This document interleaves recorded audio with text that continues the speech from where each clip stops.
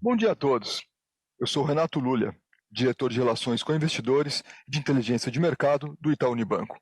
Muito obrigado por participarem da nossa videoconferência para falar sobre os resultados do segundo TRI de 2022. Estamos transmitindo este evento diretamente no nosso estúdio, aqui no escritório do Itaú BBA, na Faria Lima. Gostaria de passar algumas instruções para o melhor aproveitamento do nosso encontro de hoje. Para quem está acessando pelo nosso site, existem 3 opções de áudio na tela. Todo o conteúdo em português, todo o conteúdo em inglês ou no áudio original. Nas 2 primeiras alternativas, contaremos com tradução simultânea. Para escolher a sua opção, basta clicar na bandeira que está no canto superior esquerdo da sua tela. As perguntas também podem ser enviadas por WhatsApp.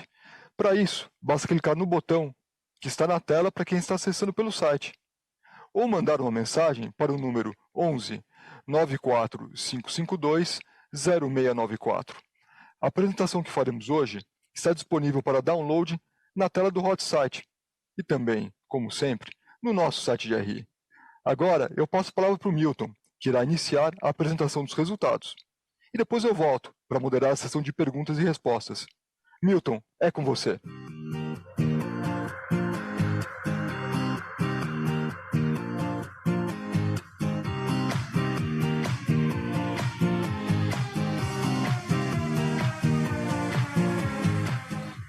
Muito bom dia a todos, bem-vindos mais uma vez na nossa videoconferência de resultados, dessa vez para falar dos resultados do segundo trimestre de 2022.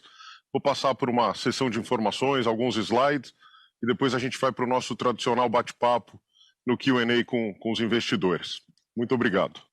Então, seguindo aqui, a gente divulgou um resultado de 7,7 bilhões de reais, é o resultado recorrente gerencial, crescimento de 4,3% em relação ao trimestre anterior.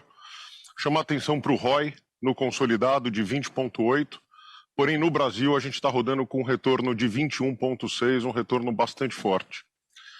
Carteira de crédito, o destaque que eu daria, a gente atingiu 1 trilhão e 84 bilhões de reais, tem um crescimento de 5% no consolidado, 5,5% no Brasil, vou dar detalhes daqui a pouco. A margem média anualizada atingiu 8,4%, tem um crescimento de 0,5 pontos percentuais no trimestre e 9,2 no Brasil, com crescimento de 0,3 pontos percentuais. Nosso índice de atraso, medido com atrasos acima de 90 dias, atingiu 2,7% no consolidado, um crescimento de 0,1 pontos percentuais, e no Brasil 3% também com crescimento de 0,1 pontos percentuais. E por fim, não menos importante, nosso índice de eficiência no consolidado atingiu 40,8%. No Brasil, mais um trimestre em que a gente atinge o melhor índice da série aqui, 38,7%.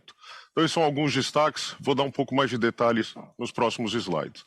Falando especificamente da carteira de crédito, pessoas físicas teve um crescimento de 7,2%, puxada aqui por cartão de crédito, que aqui tem um efeito consumo, aumento de demanda de fato. Então isso impulsionou bastante o faturamento em cartão de crédito, que tem impacto natural na carteira. Crédito pessoal crescendo 6,8%. Destaque que eu daria dentro da carteira de crédito pessoal, a gente tem basicamente cheque especial, crediário, composição. Mas o destaque que eu daria é que o cheque especial crescendo 8%, crediário 7,5%, são um crescimento de mais de 50% ano contra ano nas duas linhas, mas o principal elemento aqui de destaque é que 80% desse crescimento no trimestre veio dos segmentos Personalité e Uniclass. Lembrando que a gente passou por um vale nessas carteiras e a gente vem retomando ao longo do tempo. Crédito consignado teve um efeito importante no trimestre, aumento da margem consignável em 5 pontos percentuais, então teve um efeito forte dentro do trimestre. Ele deve continuar crescendo aí ao longo dos próximos, mas num ritmo já diferente. Eu chamaria atenção também para grandes empresas, crescimento de 4,1%, fazendo com que no Brasil a carteira cresça 5,5% no trimestre, 25% ano contra ano. A hora que a gente considera a América Latina, essa é uma carteira que cresceu 3,2%, mas tirando a variação cambial, a gente cresce 4,5%.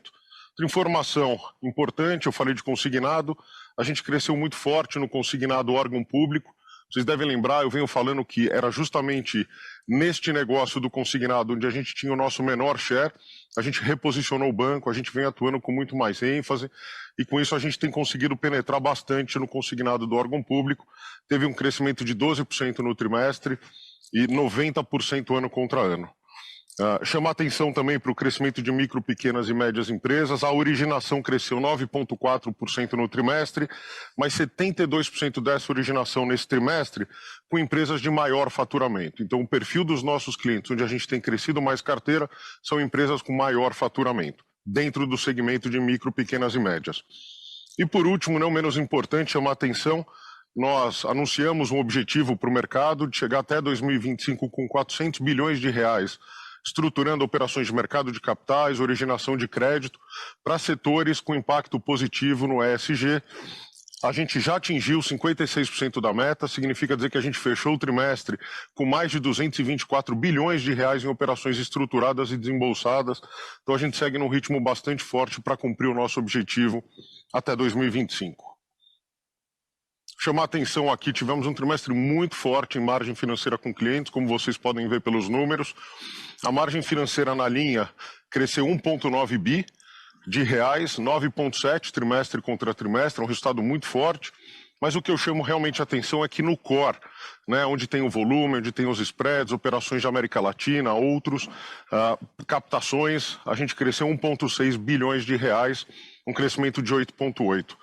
Muito puxado pelo volume médio, como vocês podem observar, mas com impacto em todas as linhas, passando por mix de produtos, maior quantidade de dias corridos no trimestre, spreads e, sobretudo, nessa linha margens de passivos, com aumento da taxa de juros, e América Latina e outros têm outros lançamentos que ficam nessa linha também. E o nosso capital de giro, que é alocado na linha de margem financeira com clientes, porque é o capital utilizado para as carteiras de crédito com clientes, teve um crescimento também, como vocês podem observar, de 400 milhões de reais, portanto um crescimento muito sólido, né?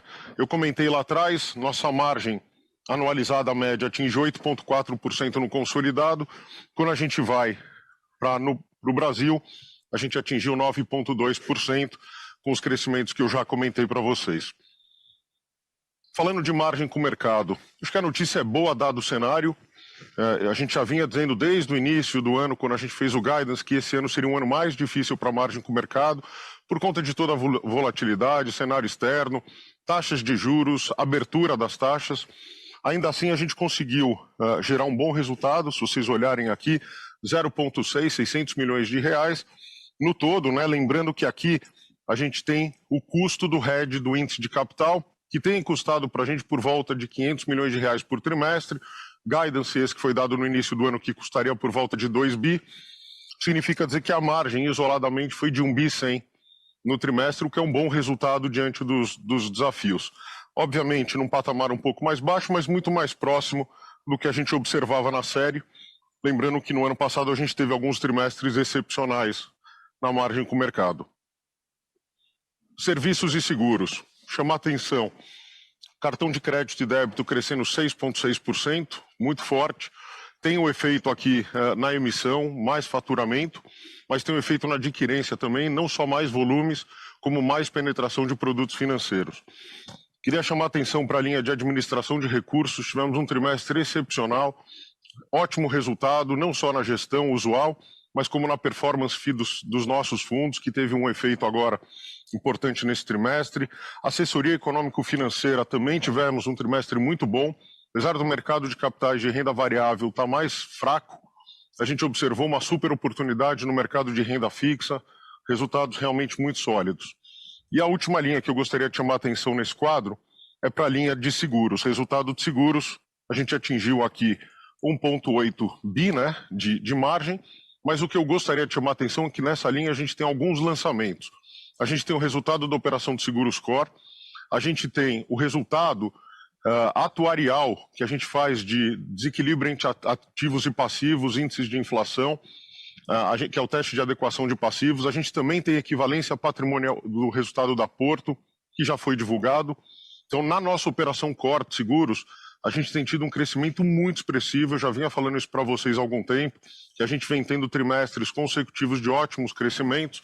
Então, como vocês podem observar aqui, Prêmios ganhos cresceu 23,6% no trimestre, e quando a gente olha o resultado gerencial recorrente, teve um crescimento de 88,7%. Outro ritmo, outro nível, boas expectativas para a operação de seguros. Cartão, como eu havia comentado antes, tem um crescimento de 33%, quando a gente olha o fluxo ano contra ano, e na adquirência, 22,1%. E aqui o destaque foi a aquisição que nós fizemos da Avenues, é uma parcela ainda inferior ao controle, mas estruturada para adquirir o controle no tempo. Isso vai complementar o nosso ecossistema de investimento, tendo uma oferta adicional, uma nova proposta de valor para os nossos clientes que querem investir no mercado internacional. Qualidade do crédito. Acho que boa notícia, os atrasos 15 a 90 estáveis aqui, como vocês podem ver, tanto no Brasil como na América Latina, como na visão total, obviamente.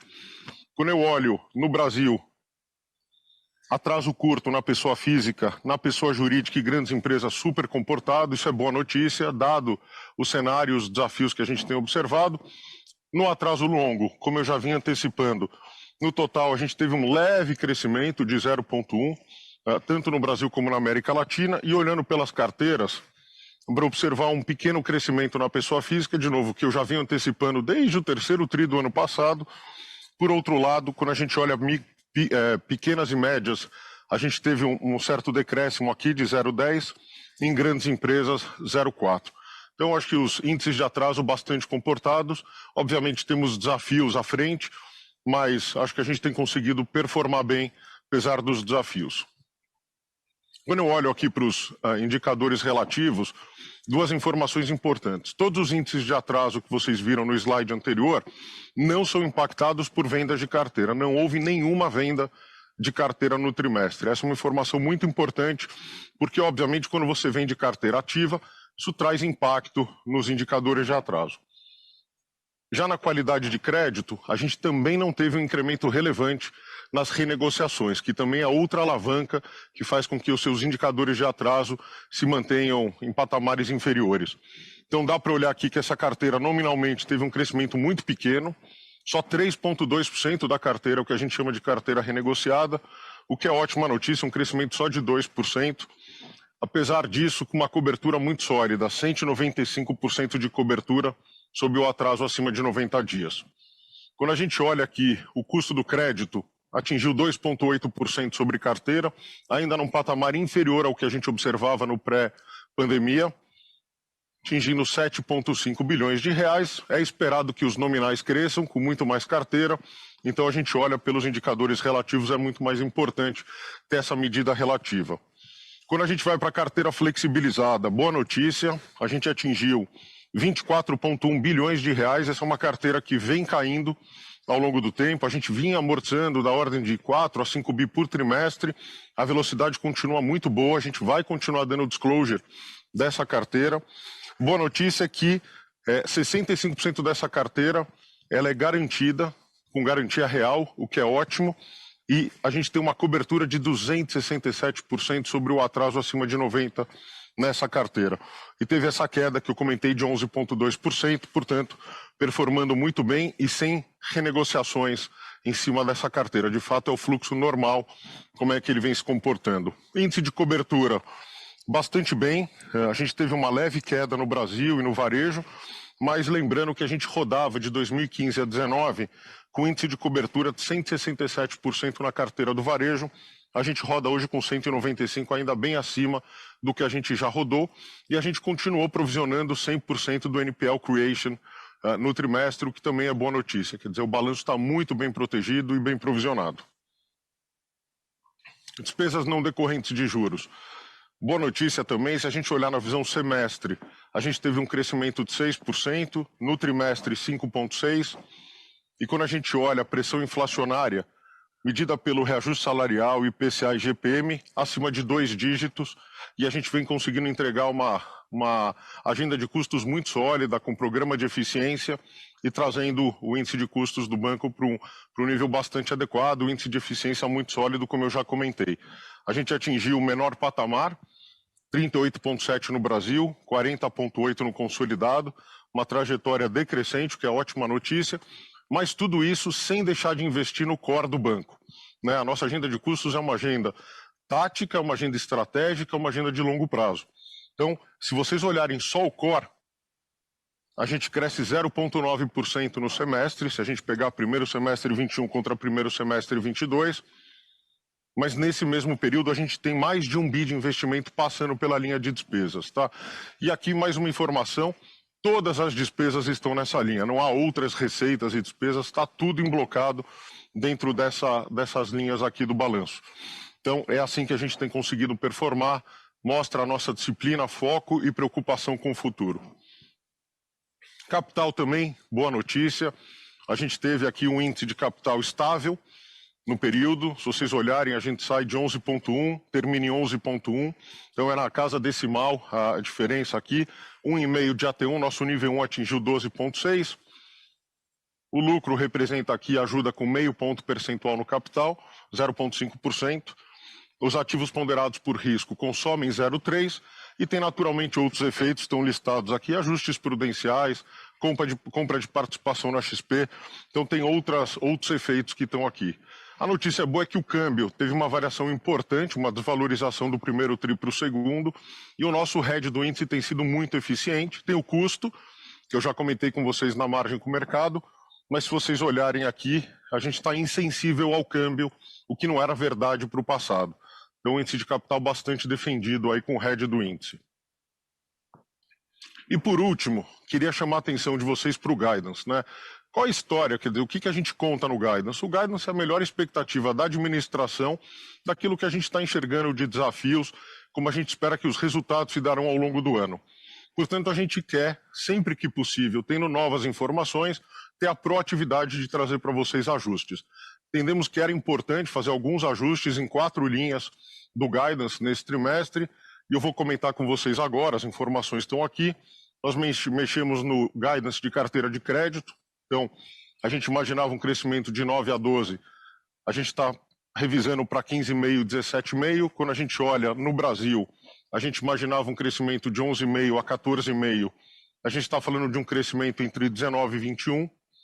Quando eu olho a margem financeira com clientes, entre 20,5 e 23,5, estamos revisando para entre 25 e 27.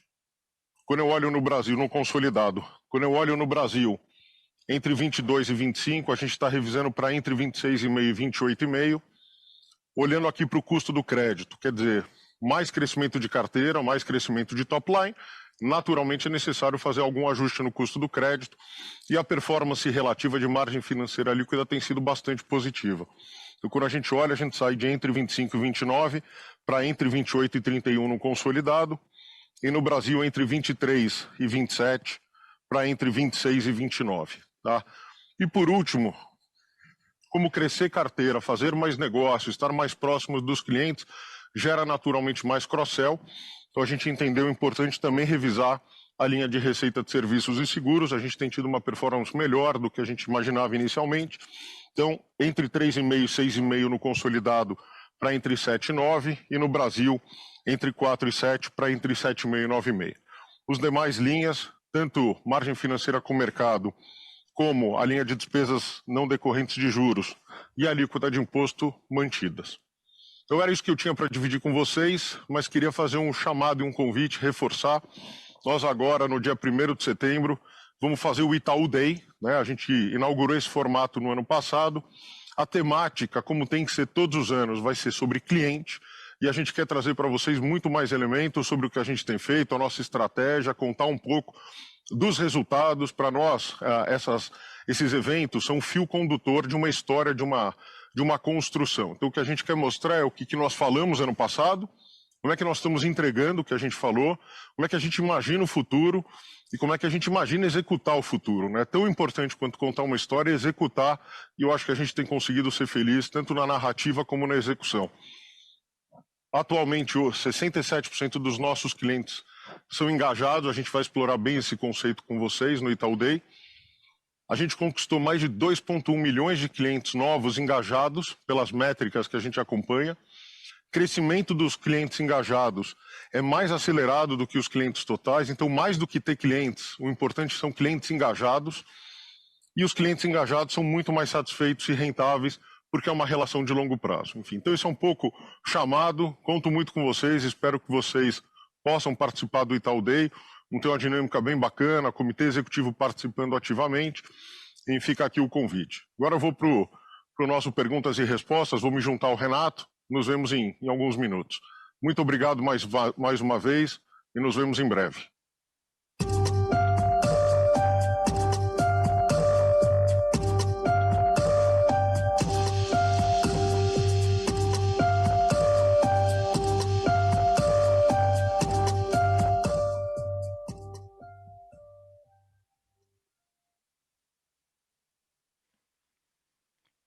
Olá, iniciaremos agora a sessão de perguntas e respostas.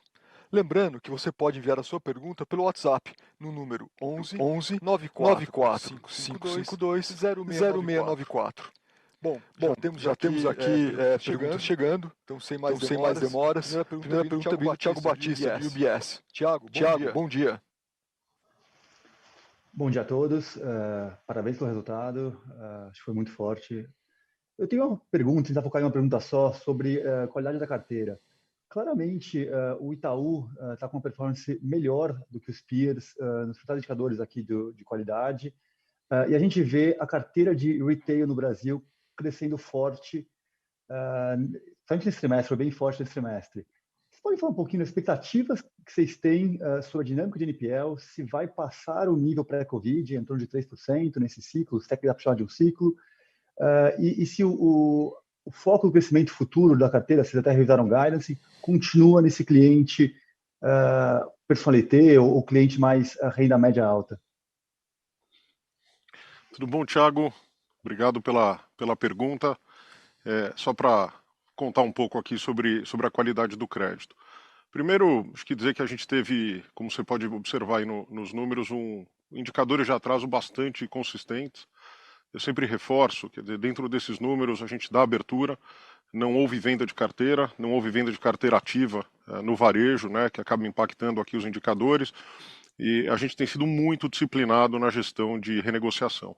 Então, basta ver pelos nominais ali das carteiras renegociadas, teve um aumento pequeno, foram 600 milhões de reais, embora o índice tenha caído de 3,3 para 3,2 sobre carteira. Então, de fato, enfim, a vida como ela é, os indicadores estão performando bastante bem. Sobre as carteiras é muito importante fazer alguns comentários, tá?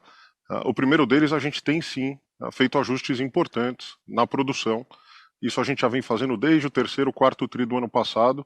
Quando a gente percebeu alguns desvios de alguns negócios, de algumas safras, a gente atuou rapidamente no portfólio. Acho que 2 portfólios foram onde os ajustes foram mais fortes. O primeiro deles foi no portfólio de cartões, sobretudo mar aberto. Então a gente viu um descolamento das safras e fizemos ajustes importantes. A gente já cortou a produção em mais de 50%, só para dar uma ideia. E a gente também fez cortes importantes na produção de veículos, também sentindo um desvios nas safras em todos os ratings, tá? Então é algo bastante generalizado. Então o banco tem sido bastante tempestivo e tem feito ajustes relevantes.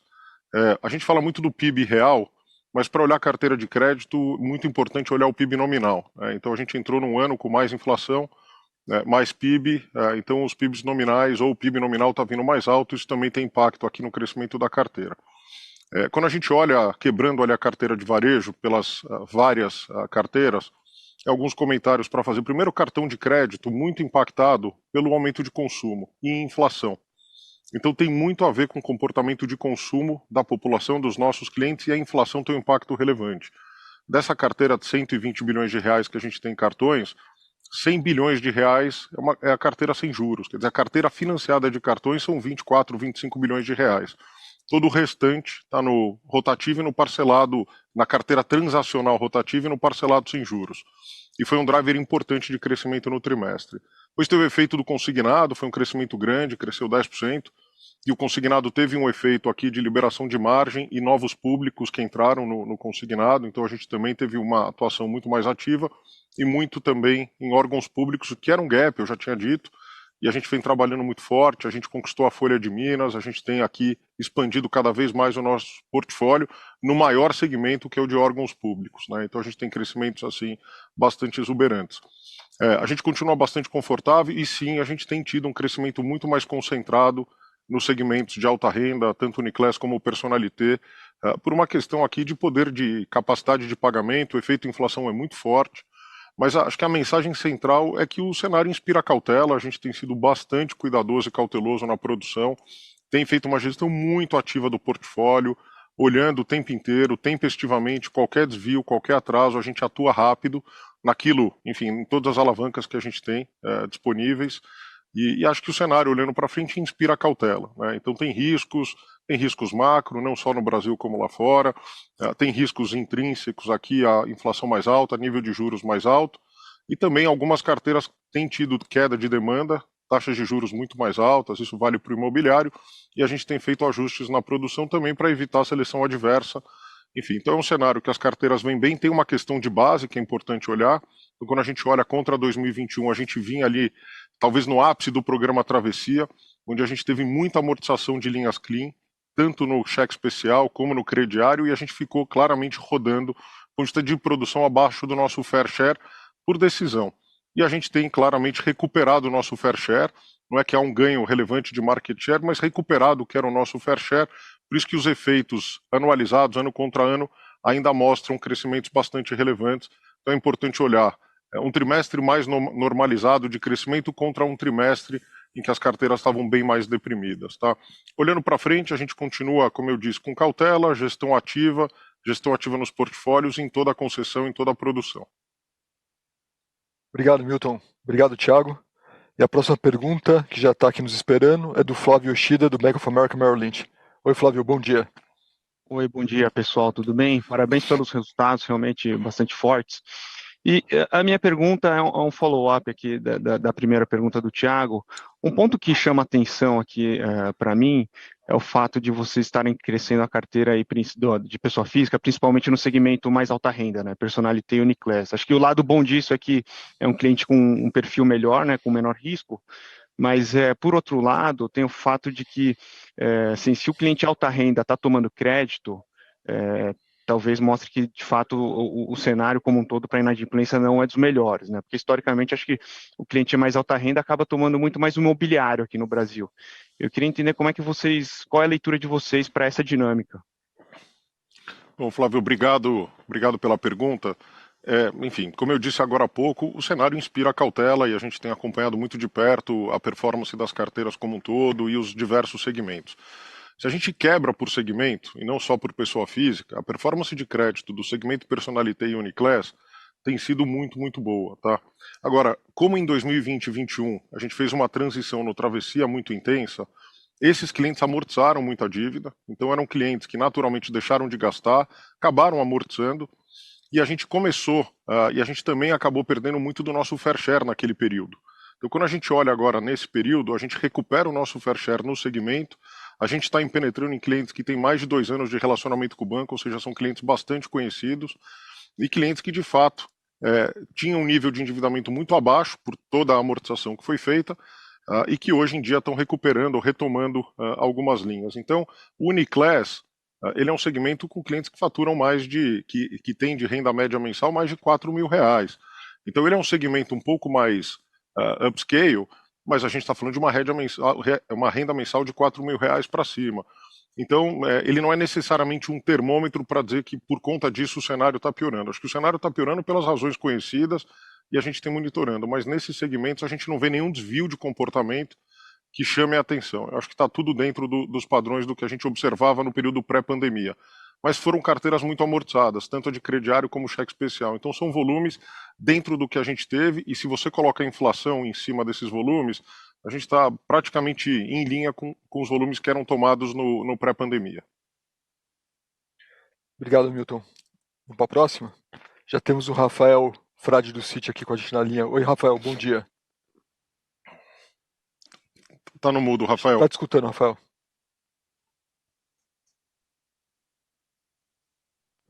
Opa, desculpa. Bem, obrigado, bom dia a todos. Milton, você comentou algumas vezes aí sobre que ano passado a gente talvez estava no ponto mais agudo do Travessia, né, e que a gente está exatamente no movimento de normalização desse processo. Quando a gente olha, isso fica muito evidente no NIM de vocês. Eu acho que o NIM, ele rodava lá mais próximo de 10%, pré-2020, e agora a gente está chegando aí 8,4%, 8,5%. É razoável imaginar que ele vai se aproximar daqueles 10%, ou talvez uma mudança de mix aí de renda, etc., não deixa ele ir no meio desse caminho. E a contrapartida disso é com relação à despesa de inadimplência, né? A gente teve, por mais que o NPL esteja muito bem comportado, o NPL Creation nesse TRI aí já teve um aumento mais significativo, e seria razoável também imaginar que à medida que vá mudando esse mix, ele também vai aumentando. Então, a primeira pergunta é com relação ao NIM, se aquele 10% é crível ou não, e se a gente deve esperar que o NPL Creation siga também a mesma tendência. Tá ótimo. Obrigado pela pergunta. Falando um pouco aqui sobre o NIM, tá? Primeiro, eu acho que assim, quando a gente olha o NIM para trás, a gente tem que olhar como é que as carteiras estavam distribuídas, o mix. Então era uma carteira muito mais clean do que garantida. E tinha um mix de varejo maior do que o de atacado, né? Então quando a gente olha hoje, é uma carteira mais garantida do que clean, o que afeta diretamente a NIM, e uma carteira de atacado que cresceu muito no período, então tem mais atacado do que varejo no relativo em relação àquele período. Então isso naturalmente tem um impacto na NIM. O segundo grande ponto é que a gente também teve o cap do cheque especial no varejo, você lembra, a gente ficou capeado em 8%, isso teve uma redução importante nas taxas também e nos retornos. O lado bom e o vento a favor, taxa de juros tem ajudado na margem com passivos, então isso tem um efeito positivo.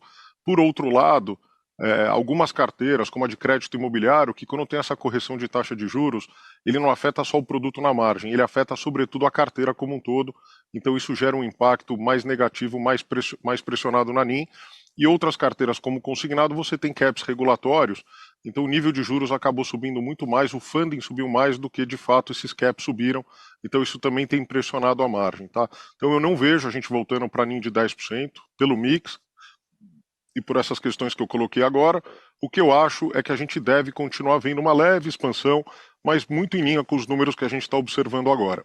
Tem o efeito do capital de giro, que tem sido positivo também no cenário de juros mais altos, então está destacado lá os 400 milhões de reais que a gente teve no efeito KG. Tá? Então, quando eu olho para a NIM, vendo aqui esse desempenho, acho que a gente está chegando num patamar bastante razoável.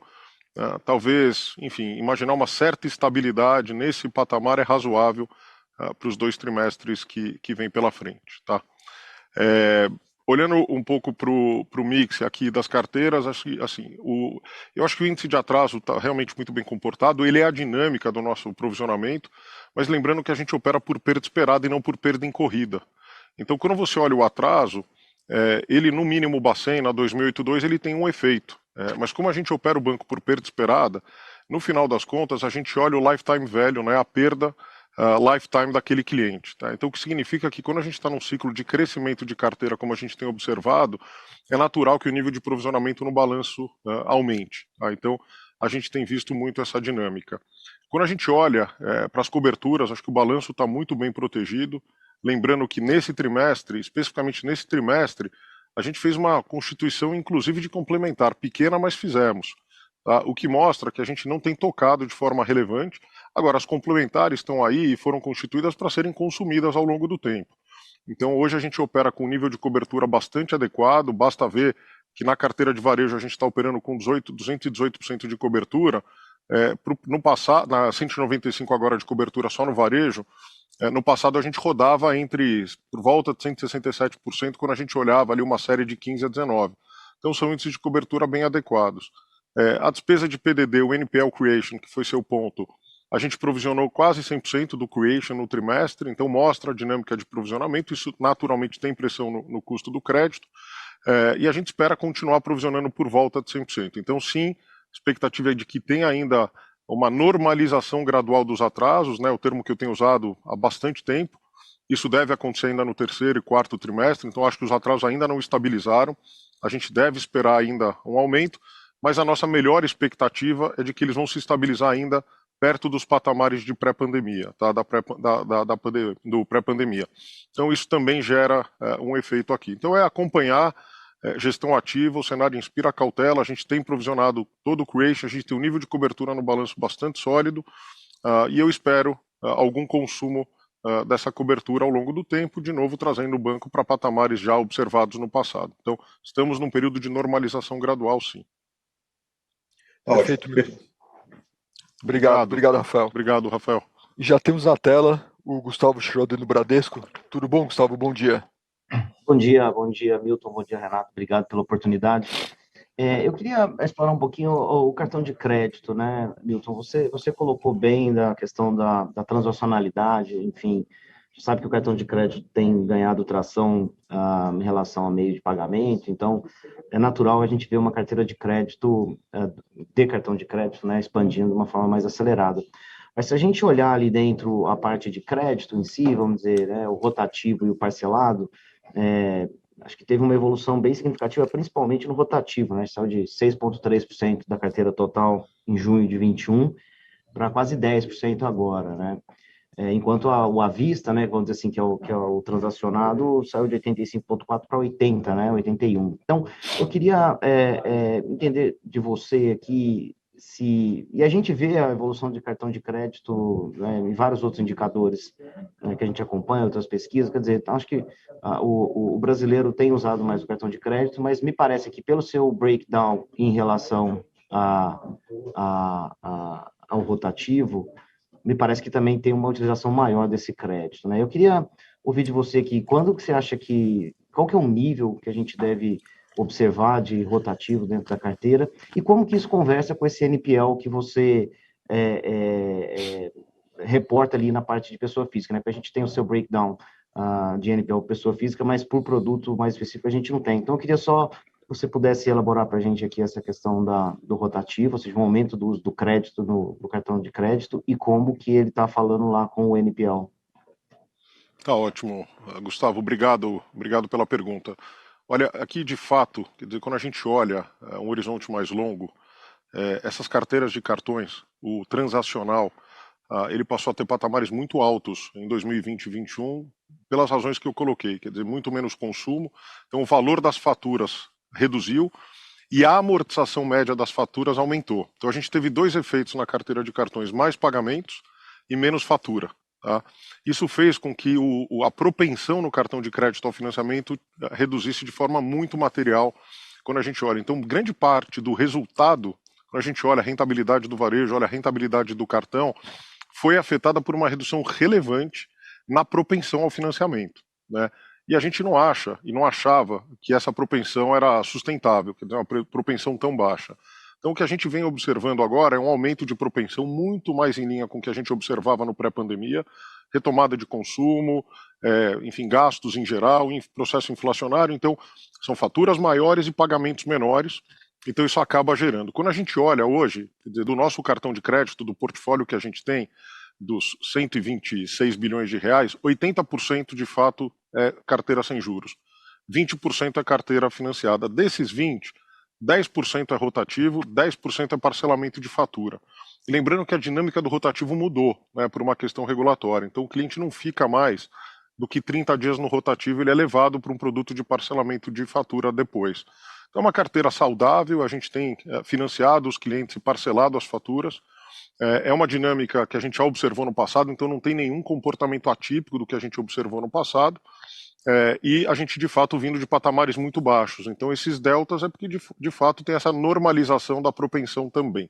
Tá? Dito isto, esse é um portfólio que, para nós, é muito grande, como você sabe, quer dizer, olhando na carteira de varejo, a gente está falando 1/3 da carteira, praticamente a carteira de cartão de crédito, quando a gente olha a pessoa física, e ele é um portfólio com multicanais de distribuição. A gente tem o canal Bank, aqui onde a gente distribui na rede. Esse é um canal que está vindo muito bem, as performances são ótimas, porque o cliente tem um relacionamento muito mais profundo com o banco. Os varejistas, enfim, a gente tem sentido o canal um pouco mais nervoso, né? Quer dizer, a inadimplência vindo um pouco mais forte nas financeiras, mas lembrando que você também tem a vantagem de ter os NACs, que são as agências dos varejistas, na cobrança. Então, proposta de valor, capacidade de cobrança, tempestividade, isso ajuda muito a capacidade de reação do portfólio. E o portfólio de mar aberto é onde, de fato, a gente sente uma volatilidade muito maior. Então, qualquer volatilidade no portfólio grande tem impacto. Nesses números, a gente já teve uma piora importante. Acho que grande parte daquele atraso que você observa na pessoa física, ele vem preponderantemente do negócio de cartões, tá? Então as outras linhas bastante comportadas, os outros créditos, os outros produtos bastante comportados em geral, mas tudo aquilo que tem um pouco mais de mar aberto, né? Menos conexão com o banco, uma relação mais de um produto, é onde a gente vê alguns desvios. Isso foi em cartões mar aberto e a gente viu em veículos também acontecendo esse fenômeno. Foram os dois portfólios que sofreram mais. Eles explicam praticamente o aumento do NPL na pessoa física. A gente não quebra por produto, mas só para te dar um pouco de sensibilidade. Olhando para frente, como eu disse, a gente já fez uma atuação muito forte no portfólio, na produção, a gente continua gerindo e ativamente, né, quer dizer, o portfólio, e aqui, quer dizer, é um cenário que de fato inspira cautela, os nossos modelos antecipam o provisionamento, que é bom, então quando a gente vê uma deterioração nos atrasos, ou mesmo no cenário macro, os nossos modelos chamam mais provisão e, portanto, a gente tem um balanço bastante protegido, mas é um portfólio que, sem dúvida, sofre mais. Nossa visão de médio e longo prazo é que ele deve se estabilizar, o nível de propensão mais alto e a rentabilidade do negócio deve melhorar bem. Obrigado, Milton. Obrigado, Gustavo.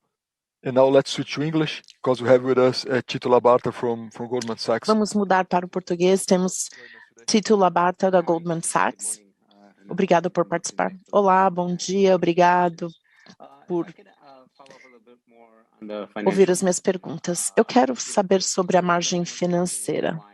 Primeiramente, com os clientes que se beneficiaram de dois aspectos, com alta taxa de juros e a mudança do mix de empréstimos, índices de empréstimo e também um pequeno aumento mais próximo do pico e podem acabar diminuindo no ano que vem. Eu gostaria de saber como isso pode afetar a margem financeira com os clientes, isso ainda pode subir por conta do mix e essa movimentação nas taxas.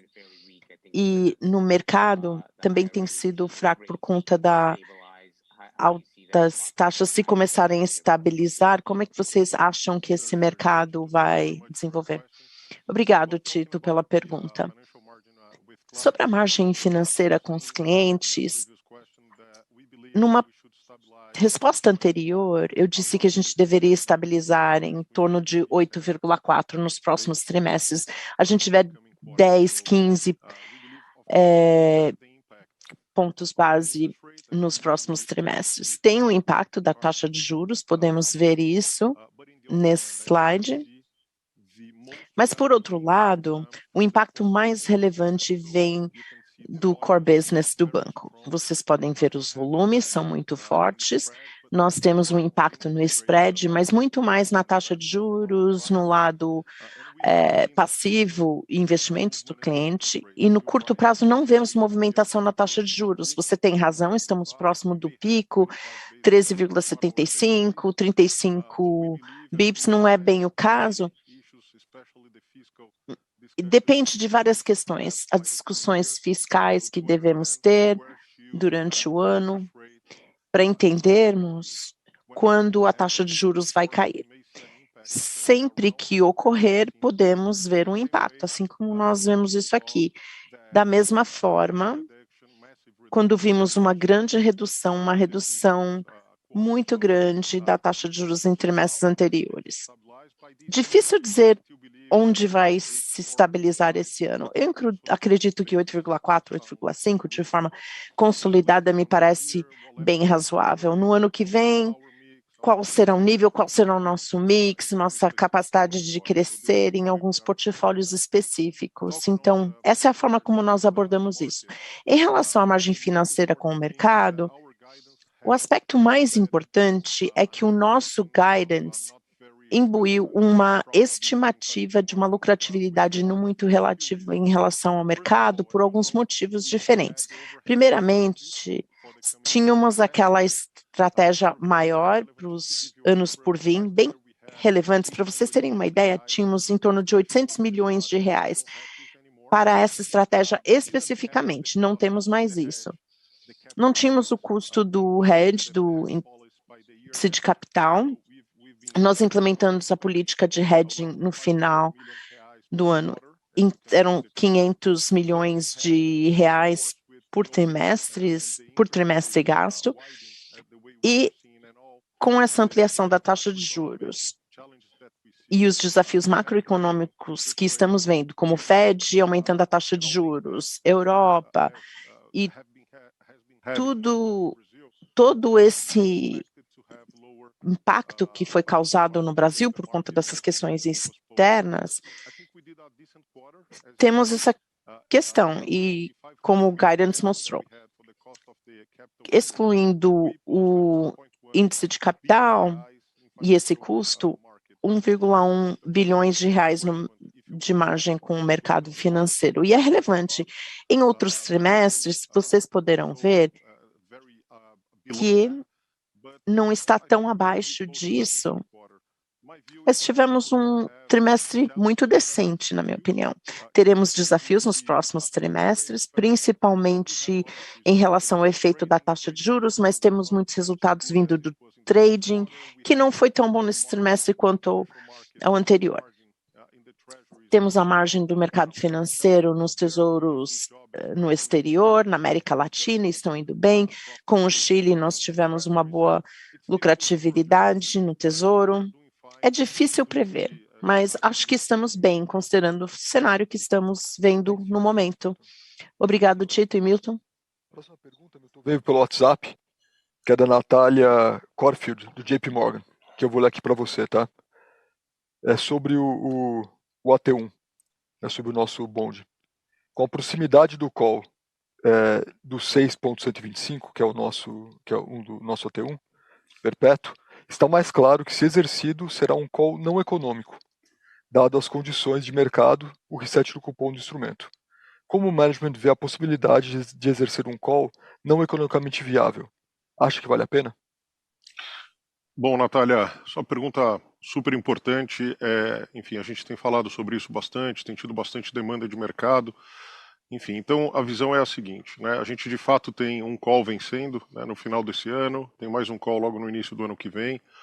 São duas operações relevantes, estamos falando de quase 3 bilhões de dólares em total dessas emissões. A nossa leitura é a seguinte: quando a gente faz hoje uma atualização simples sobre o que seria o reset do cupom desses bonds, né, para uma nova emissão, a gente está falando de uma diferença de mais de 250 pontos base. Tá? É uma diferença muito, muito material. Então, primeiro, a gente tem uma questão fiduciária aqui e econômica. Exercer o call pagando numa nova emissão mais de 250 pontos base não parece razoável. Então, assim, ainda tem alguns meses pela frente, a gente vai tomar essa decisão no momento apropriado e vamos divulgar para o mercado. Mas, assim, o fato, a mensagem central é que, se fosse um prêmio pequeno que justificasse o exercício do call, ainda que custasse um pouco mais caro o liability management, a gente estaria disposto a estudar.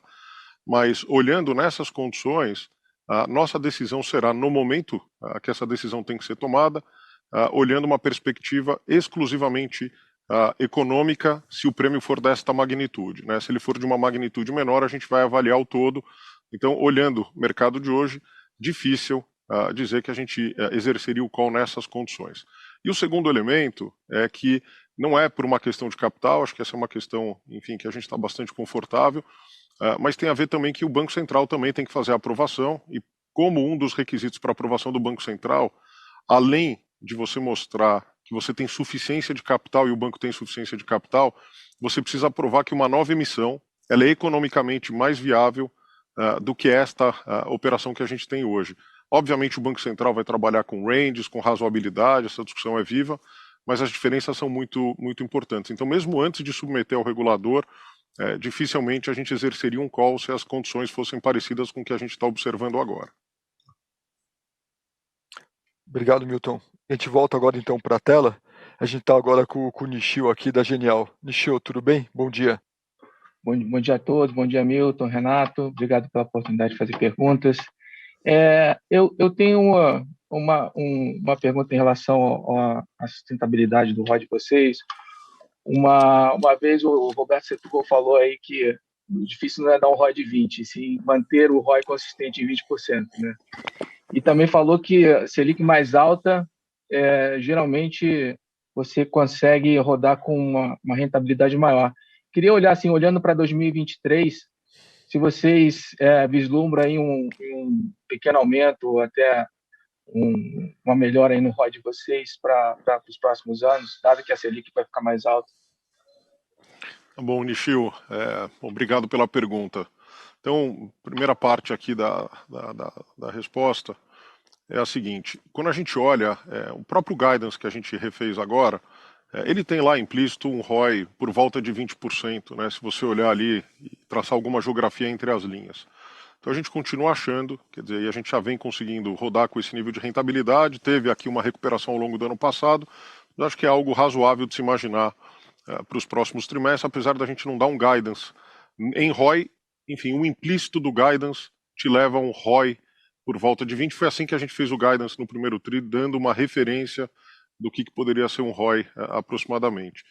Taxa de juros tem um efeito de curto prazo muito bom nos resultados. Para o resultado, eram basicamente 3 grandes efeitos de taxa de juros, né? O capital de giro do banco, margem com passivos, e tinha um impacto muito relevante na estratégia de overhead, pela arbitragem do cupom local com cupom externo.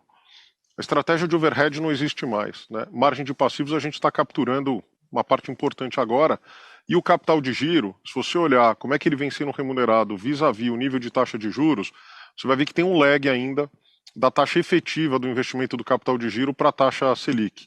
A razão disso é porque a gente faz o hedge do capital de giro, né, e dos passivos também, a gente faz por vértices ao longo da curva. Então, quando você tem um movimento abrupto, subida de taxa, como a gente está observando agora, você não captura isso de uma vez, isso vem ao longo dos trimestres.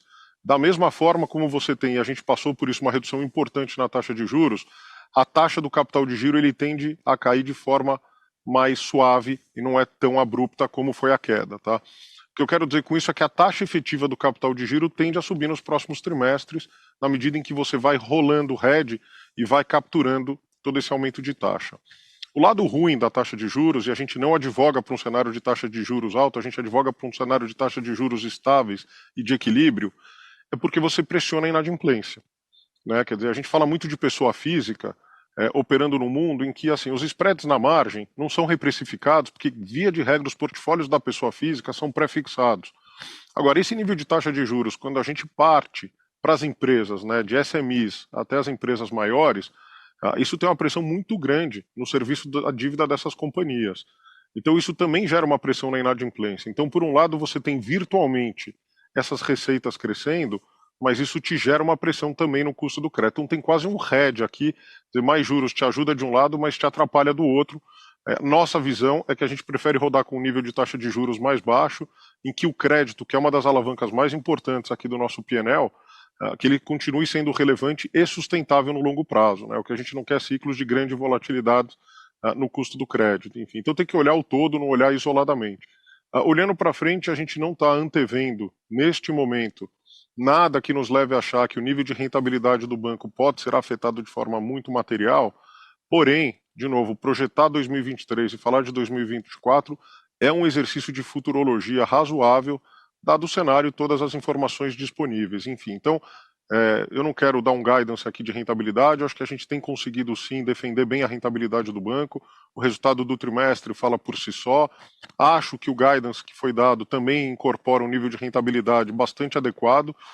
2023 tem desafios, tem competição, tem desafio no cenário de crédito, tem desafio, enfim, nas economias maduras, o que vai acontecer com a desaceleração nos Estados Unidos, desaceleração na Europa, a China talvez performe até melhor do que vai performar em 2022, Fed subindo juros para 4%, abertura das taxas, enfim, então tem muitas variáveis que a gente vai ter que acompanhar para olhar, quer dizer, e toda a migração que a gente tem feito de alguns portfólios em que a gente tem receitas de serviços e a gente está migrando para uma relação mais sustentável de longo prazo, reduzindo o churn. Então tem pressão de competição, tem pressão por todos os lados, então não vou fazer aqui um guidance de longo prazo no ROI, mas acho que a gente tem conseguido entregar uma boa rentabilidade e no curto prazo a gente vai continuar performando, na minha visão, bem.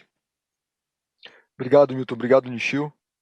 Milton, let's switch back to English again, because we have with us Jorge Kuri.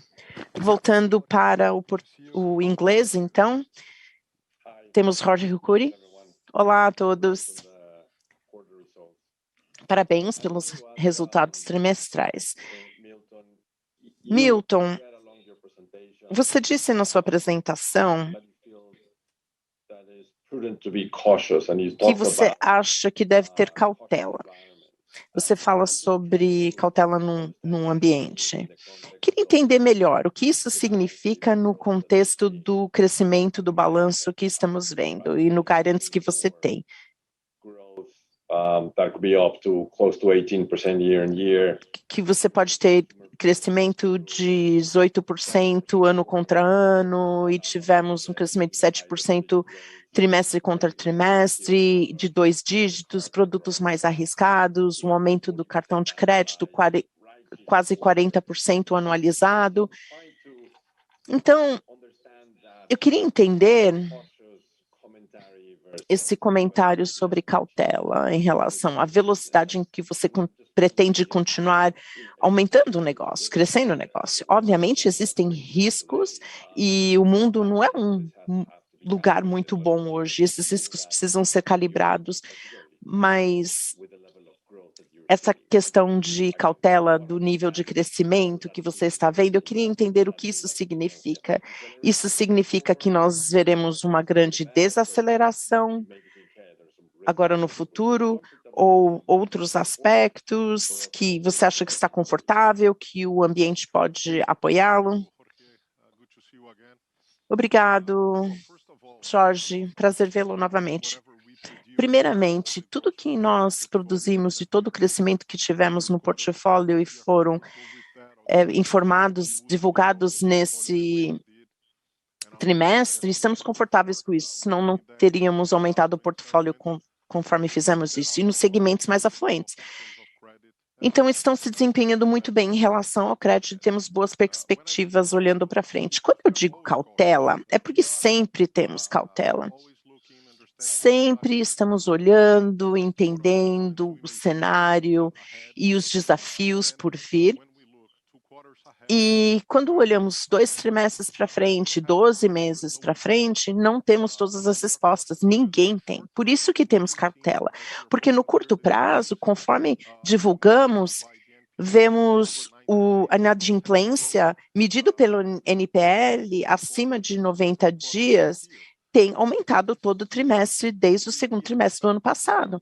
E é o que nós esperamos, na verdade. Vocês devem se lembrar que no terceiro trimestre do ano passado, falei para o mercado, quando chegamos ao Vale, falei que nós veríamos uma normalização gradual dos índices de inadimplência, e é exatamente isso que está acontecendo. Então, quando falamos sobre cautela, é porque vemos um aumento de inadimplência e, por isso, temos diminuído a produção no portfólio de cartão de crédito e também a produção nos empréstimos de veículos. Então, temos sido muito eficazes e muito rápidos e nos movimentando rapidamente para fazer os ajustes necessários. Então, o que eu quero dizer? Sempre que você vê uma normalização gradual dos índices de inadimplência, ainda acreditamos que precisamos estabilizar próximo aos números que vimos antes da pandemia. Então, temos que cumprir e garantir que iremos executar isso da forma como gostaríamos. Então, esse é o cenário base. A outra coisa que eu disse antes é que em 2020 nós perdemos a nossa participação de mercado justo em várias linhas de crédito e estamos recuperando isso. Então, tem uma cooperação base que deve ser considerada e precisamos entender que estamos considerando com uma base de 2021. Eu sei que tem os dados trimestre contra trimestre, mas precisamos entender o PIB nominal para ver por que o portfólio cresce. E aqueles portfólios, como você disse, no cartão de crédito, nós vemos muito vindo do nosso cliente, mas temos reduzido o limite de crédito de vários clientes que acreditamos que tem muita deterioração, ou quando olhamos para frente, acreditamos que podem ter alguma questão no pagamento para o banco. Estamos confortáveis com o crescimento, em termos de margem, estamos desacelerando. Mas o portfólio não é só varejo, também temos o atacado, que cresce muito, conforme vocês podem ver, com um portfólio muito saudável. Fizemos muitos cortes em produção, por isso que temos o evento de termos várias produções no varejo e o impacto no crescimento do portfólio está vindo nesses trimestres, mas estamos confiantes com o que nós fizemos, mas estamos tendo muita cautela com o futuro, é assim que nós abordamos isso. Obrigado, ficou muito claro. E se não se importar, uma das questões no seu resultado que não foi valorizado, ninguém viu sobre o lado de despesas, né? Vocês fizeram um ótimo trabalho no gestão de despesas. E isso não é esse ano só, vocês já têm feito isso há anos. Quanto mais vocês podem maximizar a eficiência, minimizar as despesas nos próximos anos? Já vimos os melhores anos? Será que vamos ver um aumento no crescimento? Ou daqui a 3 anos ainda vamos ver vocês melhorando a cada ano nesses aspectos? Muito obrigado.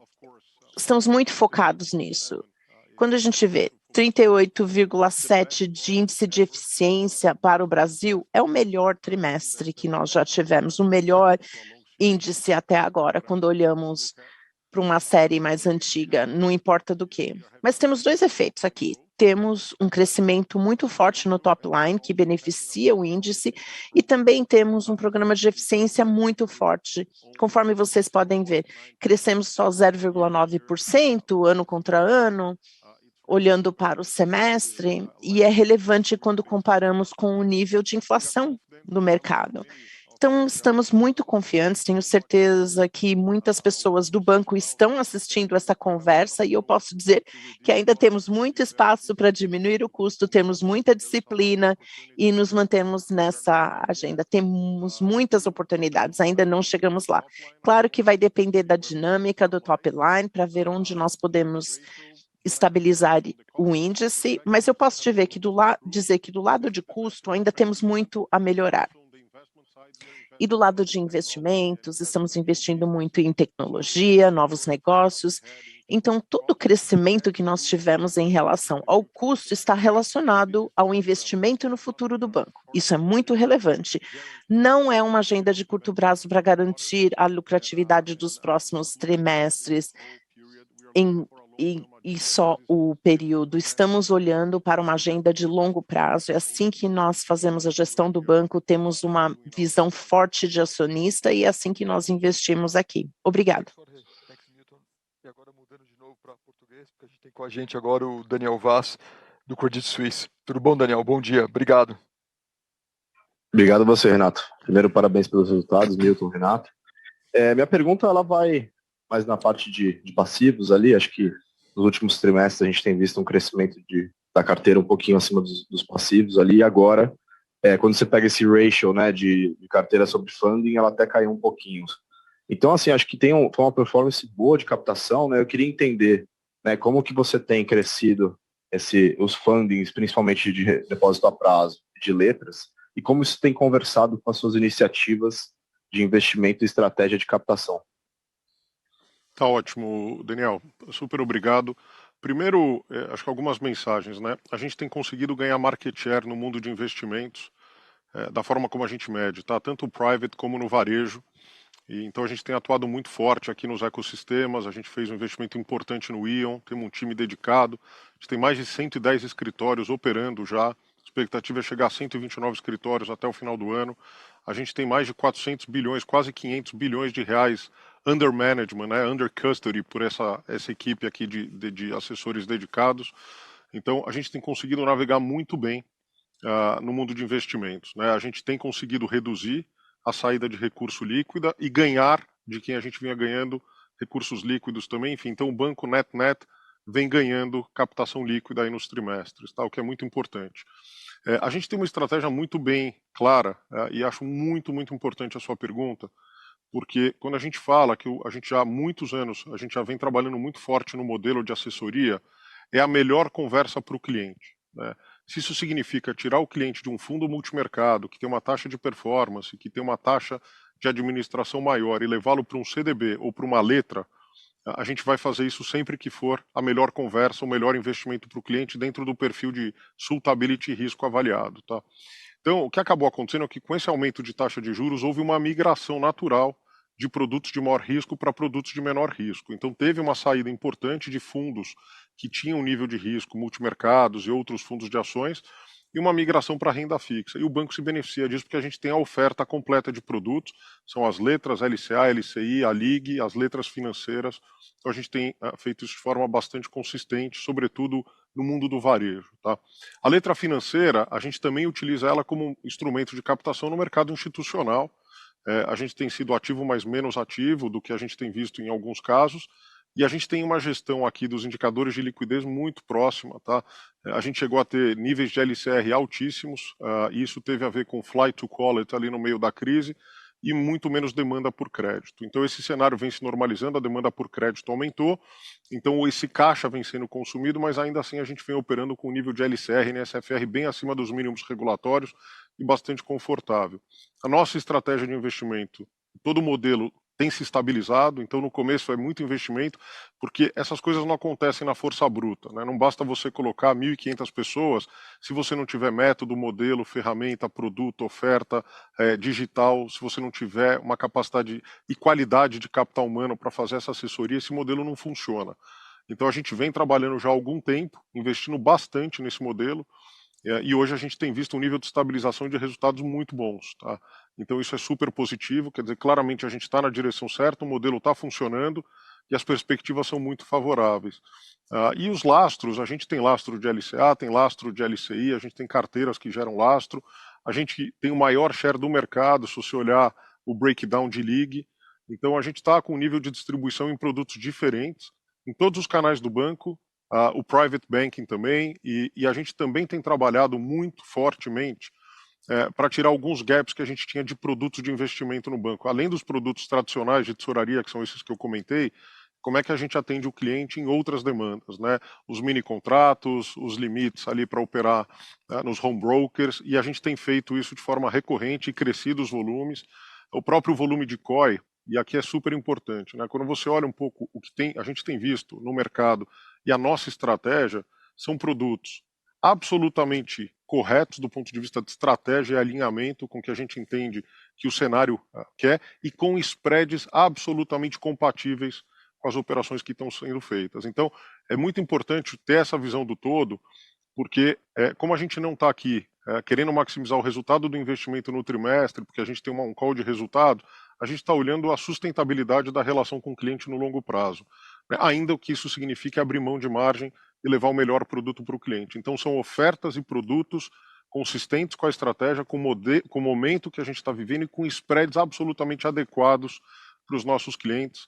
Esse é um outro capítulo. E tem um último que eu não queria deixar de falar, que é toda a parte de mercado secundário, né? Quer dizer, compra e venda de ativos. A gente tem sim cada vez mais se aparelhado para dar liquidez para os clientes em instrumentos que não necessariamente foram emitidos pelo banco ou instrumentos de menor liquidez. Mas vale a pena também, acho que vocês conseguem fazer essas análises, comparar o nível de spread e transparência que a gente dá para o cliente e como a gente tem feito isso de forma consistente e sustentável. Enfim, então tem uma super oportunidade, a gente tem crescido bem no mundo de investimentos, eu estou bastante otimista com o que vem pela frente. Super claro, obrigado. Obrigado, Daniel. The next question comes from Jason. With you, I'm never sure whether we're going to ask you questions in Portuguese, Próxima pergunta do Jason, não sei se vai fazer a pergunta em inglês, espanhol, português, algum outro idioma, mas fique à vontade. Muitíssimo obrigado por estar aqui, Jason. Muitíssimo obrigado pela oportunidade e parabéns pelos resultados excelentes, mesmo o contexto, apesar do contexto atual do Brasil, com o censo do Bacen, PIB, a expectativa é o crescimento de 0,4%, e algumas semanas atrás foi 0,5%, as taxas de interesse, os juros vão continuar altos, mais ou menos ao redor de 11% no final de 2023, e as eleições também.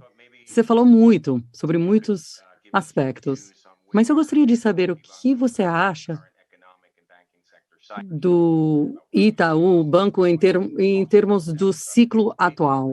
Você falou um pouco da cautela. Você gostaria de falar onde tem as semelhanças, onde tem as diferenças, com ciclos históricos com altas taxas, altos juros e baixo crescimento, comparado com a história do Brasil? Isso seria de grande ajuda.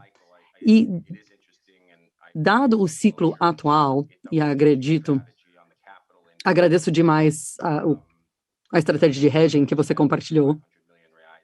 Gastaram 500 milhões de reais depois de 400 no segundo trimestre, depois de 400 no primeiro trimestre.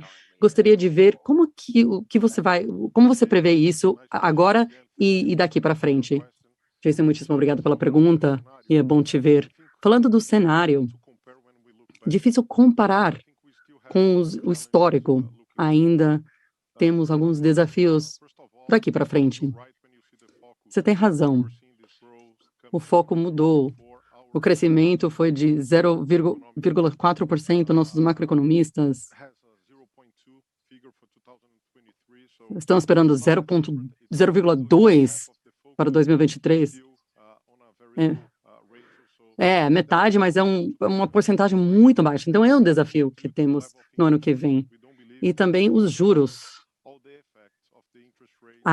Acreditamos que ainda não vimos todos os efeitos do aumento de juros que estamos observando no último mês. Então, daqui para frente, acreditamos que vai ter uma desaceleração da economia em termos de commodities, vão diminuir devido também à guerra na Ucrânia, mas PIB nos Estados Unidos foi de 2 a 1, Europa vai também diminuir para 0,7. Então, quando o PIB global cai em torno de 1%, também cai 1% aqui no Brasil. O lado bom é que esperamos uma retomada na China, uma recuperação. Então, no PIB mundial, não vamos ver tanto impacto, mas na Europa, nos Estados Unidos e América do Sul, ainda vamos ver isso. Tem grandes desafios, tem um processo inflacionário que está afetando o mundo todo, não é um fenômeno só do Brasil. Portanto, acreditamos que os juros, dependendo da política fiscal, que vamos entender no ano que vem, o processo a eleição, não sabemos se vai ter a mesma ou não, a mesma política fiscal ou não, mas é a informação que teremos no início do ano que vem. E vai ser muito importante, vai ser um pilar muito importante para entender onde se encaixa os juros. Pode aumentar, pode diminuir. O caso de base é que vai diminuir um pouco a 9,5%, mas pode ser um aumento de juros do lado fiscal. O benefício do ano foi a inflação. A inflação ajuda o endividamento, o PIB está crescendo, alguns efeitos positivos. Pode ser, no final do ano, 80% de cross-dívida com PIB, mas no ano que vem, nosso base é para 84%. Estamos realizando alguns investimentos já, por um estímulo fiscal, se vão ser permanentes, só temporários, não sabemos. Tem muitas perguntas para as quais ainda não temos as respostas. Mas esses são os desafios em termos macroeconômicos, existem riscos. Os juros estão aumentando nos Estados Unidos, pode ficar em cima de 4%. O Banco Central na Europa também vai aumentar. Os juros é um fenômeno mundial, então tem riscos, tem que ter cautela, tem que entender onde nos encontramos, qual é a nossa posição. Mas tem mais de 100 anos assim, com os bancos aqui no Brasil, tem como aprender dos erros, estamos aprendendo do ambiente, temos as capacidades, tem uma capacidade bem forte para lidar com o cenário. Estamos realizando as medidas necessárias para enfrentar o cenário. E você falou sobre o hedge, sobre o índice de capital, né? houve uma volatilidade no capital que não controlamos. Não tem nada a ver com a estratégia geral. Tem a ver com os bancos mundiais, Chile, Colômbia, Paraguai, Uruguai. São bancos, eles têm um capital na moeda local. Então, quando realizamos o hedge, você tem o benefício de arbitragem, não tem o custo de 500 milhões de reais, mas o capital se torna bastante volátil e não é bom. Queremos entender qual é o risco, quais são as alavancas que podemos utilizar para manter o nível de capital constante, mas os efeitos não controlamos. Então, a única forma de fazer isso foi através de hedge. Outros bancos fazem isso de forma corriqueira, quando eles têm subsidiários internacionais, é relevante, mas estamos aqui no Brasil com o aumento de juros, vai acontecer nos Estados Unidos e nos outros países também.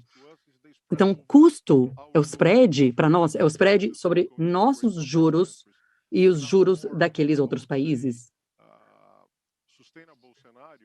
Num cenário mais sustentável, o spread seria muito mais baixo do que aquilo que estamos observando. E um custo pode diminuir. Mas estamos confiantes.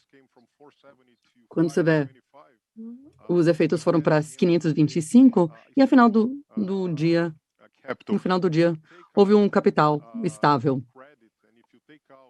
Tirando o crédito e alguns efeitos e consumo por causa da aquisição de XP, o hedging foi bem eficaz. Então, estamos contentes com essa estratégia e com o hedging. E tem um cenário bem mais controlado, onde podemos prever e entender o capital. Acreditamos que até o final do ano vamos recuperar o nosso índice de capital a 11,5%. Core Capital Common Equity. Muitíssimo obrigado. Voltando agora, então, para português. Dom, do JP Morgan, está aqui com a gente. Tudo bem, Dom? Bom dia. Bom dia, senhores. Tudo jóia, Milton? Eu vou somar um pouco na pergunta do Cury aqui, que a gente está até curioso aqui, porque o Bloomberg e outras notícias estão pegando aqui, o CEO está mais cauteloso com o aumento de inflação e etc. E aí a gente tem as perguntas internas aqui, quanto que está crescendo carteira, né? Eu estava olhando, a carteira de cartão de crédito cresceu 8 tri. Aí, se a gente for para o próximo nível de risco, que até vocês comentaram um pouco, que é a parte do rotativo, cresceu a carteira como tal, Interest Earning Assets, 86 ano contra ano, e a parte do rotativo, que tem também o NPL, crescendo 122% ano contra ano. E aí esse percentual, você até comentou, chegou próximo de 20% agora. A verdade é assim, eu pensei em várias maneiras de perguntar qual que é o ideal desse Interest Earning Assets, ou desse rotativo mais o parcelado com o percentual total do cliente, mas na prática acho que onde a gente quer chegar vocês acham condizente um cenário cauteloso com 8% de crescimento de carteira tri a tri, principalmente olhando que esse cliente já não pagou a data, né, a fatura no cartão de crédito no dia, então ele entrou no rotativo, e aí muitas vezes ele desce para o parcelado, então assim, já é como se ele já tivesse, né, missing alguns steps aí no processo de pagamento. Então, assim, amarrar um pouco do discurso com crescimento, que é a pergunta do Cury, assim, se a gente vai ver isso desacelerar para quanto no fim do ano, o que é condizente de crescimento com cautela. E a segunda pergunta é o ROE do banco de atacado, acho que foi um recorde de 30 e poucos %, acho que não lembro de ver um ROE tão grande do banco de atacado superando de varejo na quebra que vocês dão, se vocês acreditam que isso é um estrutural novo, atacado, gerando um retorno no patrimônio maior que o varejo. Obrigado. Ótimo. Domingos, bom te ver, obrigado aí pela pergunta. Bom, deixa eu voltar aqui em português e falar um pouco mais sobre essa questão, acho que a pergunta é super pertinente. A carteira de cartões, ela acaba tendo um comportamento muito, muito associado ao transacional, ao consumo, né? Então, o faturamento de cartões tri contra tri cresceu 11%. Esse foi o crescimento. Tá? Então isso mostra a retomada de consumo e a gente estratifica o consumo nos vários tipos de clientes que a gente tem e o que é o consumo básico, o que é o consumo excedente dos clientes para a gente avaliar como é que a baixa renda, a média renda e a alta renda tem se comportado. Tá? Então ambos públicos ou todos os públicos puxam mais faturamento. a gente chegou a rodar em patamares muito baixos de propensão. Então, se você voltar ali para 2020, 2021, foi quando houve uma amortização muito, muito grande, principalmente em 21, dos rotativos. Então, teve uma amortização muito grande pela dinâmica de menos gastos, né, e muito mais liquidez no sistema, todo o apoio, os auxílios que foram feitos, a liquidez que a gente via no sistema. Então, no final do dia, teve uma redução muito importante na propensão, né? O negócio de cartão é um negócio de risco-retorno. Então, é verdade que ele puxa um nível de inadimplência maior, mas ele tem taxas e retornos muito mais altos, né? Então, a gente consegue operar com um nível de risco-retorno dentro do apetite melhor neste produto. Ele não tem cap, enfim, então a gente tem alguma margem de manobra aqui no risco, e obviamente a gente não tolera um nível de risco, porque depois de um determinado nível de risco não há taxa de juros que remunere o risco, porque aí a gente é super cuidadoso na política de cortes. Agora, é uma base instalada muito grande. Então, se você olhar pelo volume da carteira, 126 bilhões de reais, e a gente vinha trabalhando aí com 6%, 7% de financiamento entre rotativo e um pouco mais de parcelado, era natural que a propensão aumentasse, né? E ela vem aumentando. Agora, dentro de patamares bastante adequados para o que a gente observou em períodos anteriores. Dito isto, é o portfólio mais volátil, é o portfólio que mais sofreu. Então, grande parte do que vocês estão vendo no custo do crédito do banco e nos índices de atraso já estão capturando esse efeito. Então, não é algo que está por vir, é algo que a gente já sentiu, né? E foi por isso que a gente fez os cortes, que eu comentei, muito relevante, sobretudo no mar aberto, a gente reduziu mais de 50% a produção. E possivelmente a gente vai precisar fazer cortes adicionais. A carteira de cartão correntista, ela é muito, muito resiliente. O cliente tem um relacionamento com o banco muito mais profundo. O nível de engajamento, né, que é a chamada para o nosso Itaú Day, muito maior. E a carteira do varejista, você tem, obviamente, um nível de risco maior, né, nas parcerias que a gente tem, mas uma capacidade de cobrança instalada também mais forte. Eu sempre falo assim, 2/3 da nosso atraso curto, a gente cobra na rede, do mesmo jeito que nos NACs, os núcleos de atendimento ao cliente dos nossos varejistas, a gente consegue ser bastante efetivo na cobrança. Agora, são portfólios um pouco mais nervosos que os outros. E é aqui que a gente faz toda a pilotagem, quer dizer, um portfólio que a gente trabalha com ele há muitos anos. A gente sempre teve um market share muito parecido, agora a nossa disputa não é pelo share, tá? Porque onde a gente está vendo excessos do mercado, a gente não está indo. Tem uma sobreoferta de cartões no mercado, claramente, o nível de comprometimento de renda maior, né? Hoje o custo de experimentação para o cliente é muito baixo, então ele consegue emitir um cartão sem custo, e ele sai com 4, 5 cartões, então tem, sem dúvida nenhuma, um nível de alavancagem no produto maior do que a gente observava no passado. E o nosso jogo não é defender market share a qualquer custo, quer dizer, a gente vai fazer aquilo que faz sentido dentro do nosso apetite de risco. É sim uma carteira movida à transacionalidade, e a gente tem que olhar de fato o PIB nominal. Mais inflação, mais consumo, crescimento na carteira.